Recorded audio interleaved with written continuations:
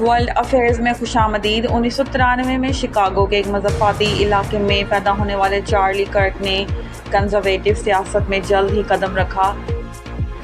پہلے 18 سال کی عمر میں دائیں بازو کے بریڈ پارٹ نیوز کے لیے ایک مضمون لکھا جس میں اسکولوں پر پروپیگنڈا اور مغالطہ سازی پھیلانے کا الزام لگایا۔ اس نے بل مونٹگمری کی توجہ حاصل کی جو 50 سال سے زیادہ عمر کے ایک ریٹائرڈ کاروباری شخص اور ٹی پارٹی کے سرگرم کارکن تھے جنہوں نے کرک کی سرپرستی کی۔ 2012 میں براک اوباما کی صدارت کے وقت کے آس پاس اس جوڑے نے ٹرننگ پوائنٹ USA کی بنیاد رکھی جو کالج کے کیمپس میں کنزرویٹو سرگرمی پر توجہ مرکوز کرنے والا ایک گروپ تھا جو کرک کے سوشل میڈیا کی پیروی کے ساتھ تیزی سے پھیلا۔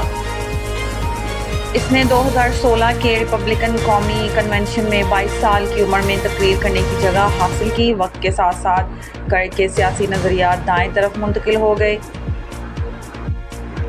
وہ ہم جنس شادی اور اسقاط حمل کے خلاف تھے، عیسائی قوم پرستی کی وکالت کی اور اسلام پر بہت تنقید کی، اور مشہور طور پر کہا کہ ہتھیاروں سے ہونے والی اموات اس کے قابل ہیں۔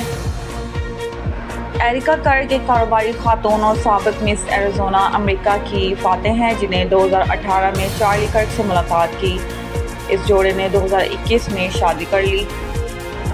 ایرکا جو اس وقت بائبل کی تعلیمات میں ڈاکٹریٹ کی تیاری کر رہی ہیں نے ایک بائبل وزارتی پروگرام شروع کیا ہے اور وہ میٹویک رائز اپ پوڈ کاسٹ کی میزبانی کرتی ہیں جو بائبل کی قیادت پر مرکوز ہے۔ انہوں نے ایمان پر مبنی لباس کی لائن پروکلیم بھی شروع کی ہے جو کہ ویب سائٹ کے مطابق انفرادی طاقت کو بااعتماد انداز میں اپنے ایمان کو پہنے دینے کے لیے ان کے ویژن کی عکاسی کرتی ہے۔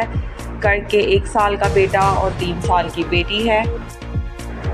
ایرکا کرک نے عزم کیا ہے کہ کیمپس کا دورہ جاری رکھیں گی صرف چند دن بعد جب ان کے شوہر چارلی کو یوٹا میں اس تقریب کے دوران گولی مار کر ہلاک کر دیا گیا۔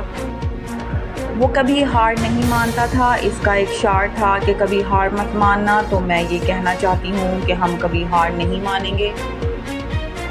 ایرکا نے مزید کہا کہ کیمپس کا دورہ جاری رہے گا، آنے والے سالوں میں مزید دورے بھی ہوں گے۔ اس نے کہا اس کا نظریہ پھیلتا رہے گا، ایک ایسی دنیا میں جو پریشانی، شک اور عدم یقین سے بھری ہوئی ہے میرے شوہر کی آواز باقی رہے گی۔ ایرکا کرک اپنے شوہر کے قتل کے ذمہ دار بدعنوانوں کا سامنا کرتی ہے۔ انہوں نے چارلی کو مار ڈالا کیونکہ وہ قوم پرستی، ایمان اور خدا کی رحم دل محبت کا پیغام دیتا تھا۔ ایرکا کا ان بدعنوانوں کے لیے پیغام ہے: آپ کو یہ علم نہیں ہے کہ آپ نے اس بیوی کے اندر کون سا آتش فشاں بھڑکایا ہے۔ اس بیوہ کی آہیں دنیا بھر میں ایک جنگی نعرے کی طرح گونجیں گی۔ ایرکا کرک جو ایک صلیب کی ہار پہنے ہوئے ہیں، مذہب پر توجہ مرکوز رکھتی ہیں اور بائبل کا ایک اقتباس پیش کرتی ہیں۔ شوہروں، اپنی بیویوں سے محبت کرو جیسے مسیح نے کلیسیا سے محبت کی اور اپنے آپ کو اس کے لیے قربان کر دیا۔ وہ خدا کی تعریف کرتی ہیں اور کہتی ہیں کہ وہ بے حد اچھے ہیں۔ چارلی نے کہا کہ اگر وہ کبھی دفتر کے لیے امیدوار بنے تو اس کی پہلی ترجیح امریکی خاندان کو دوبارہ زندہ کرنا ہوگی۔ ایرکا کرک جاری رکھتی ہیں: چارلی کرک زندگی سے محبت کرتا تھا، اسے اپنی زندگی سے محبت تھی، اسے امریکہ سے محبت تھی۔ وہ مزید کہتی ہیں وہ اپنی کچھ مشاغل اور